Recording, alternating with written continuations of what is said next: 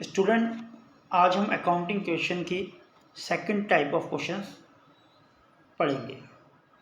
Second type question देखो किस तरह का होता है। जैसे हम ये इलस्ट्रेशन 8 की बात कर रहे हैं, देखो लिखा हुआ है given the example of each of the following type of transaction. मतलब जो डिफरेंट ट्रांजेक्शन हमें गिवन है इसका एक एग्जाम्पल देना है।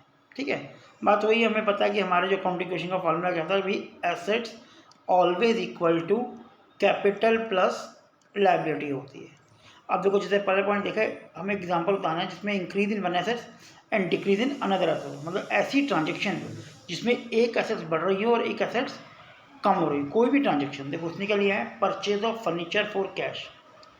तो purchase of furniture for cash हम करेंगे तो एक तो हमारा कैश क्या हो रहा है, कम हो रहा है, और फर्नीचर बढ़ रहा है। बोथ आर दी एसेट्स, तो इसका इफेक्ट इस एसेट साइड में होगा। फर्नीचर बढ़ जाएगा और कैश कम हो जाएगा, तो इधर कैपिटल लायबिलिटी में कोई फर्क नहीं पड़ेगा।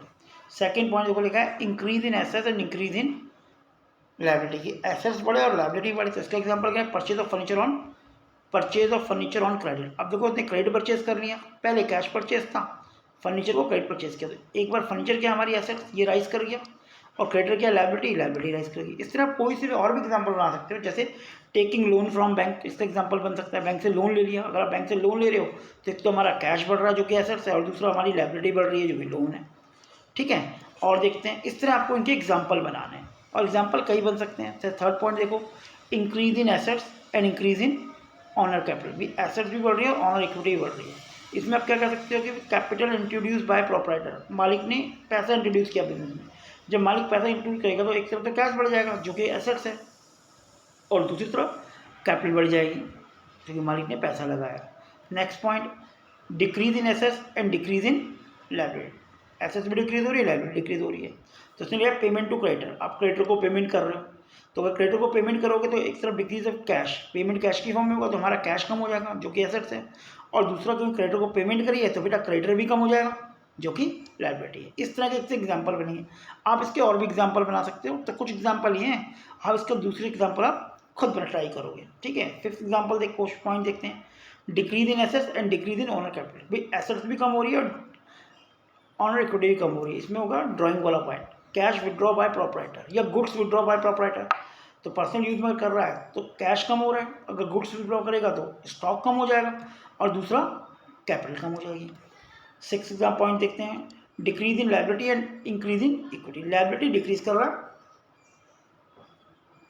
और ऑनर इक्विटी इंक्रीज कर रही है, तो इसका क्या होगा, conversion of partners loan. Partner जो लोन दिया था जो कि लायबिलिटी थी उसको कैपिटल में कन्वर्ट कर दिया। तो पार्टनर के लोन को अगर हम कैपिटल में कन्वर्ट कर रहे हैं तो कैपिटल तो इंक्रीज कर रही है और लोन कम हो रहा है तो लायबिलिटी डिक्रीज कर रही है।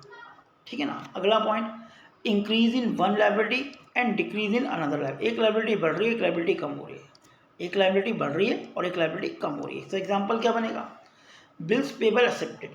बिल्स पेबल एक्सेप्टेड हमने बताया था, बीपी क्या होता है, क्रेडिटर होता है। अगर आप बिल्स पेबल एक्सेप्ट करोगे तो आपके जो क्रेडिटर हैं वो कम हो गए और बिल्स पेबल जो हैं वो राइज कर गए। तो देखो बीपी राइज कर गया और क्रेडिटर कम हो गया। और एग्जांपल दे सकते हैं taking a loan for payment to creditor. Creditor को पेमेंट करने के लिए आपने बैंक से लोन ले लिया। अगला increase in liability and decrease in honour equity. इसका क्या होगा, आउटस्टैंडिंग एक्सपेंस जितने भी होते हैं provided increase in creditor for outstanding expense और डिक्रीज इन कैपिटल। क्योंकि आउटस्टैंडिंग एक्सपेंस की ट्रीटमेंट क्या होती है, हमारा कैपिटल में से माइनस होता है और लायबिलिटी में प्लस होता है।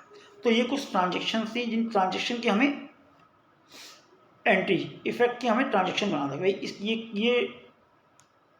इफेक्ट का के बेस पर कोई ट्रांजेक्शन बनाइए। तो एक क्वेश्चन ये बनता है, छोटे क्वेश्चन के बेस पे भी आते हैं। ठीक है बेटा।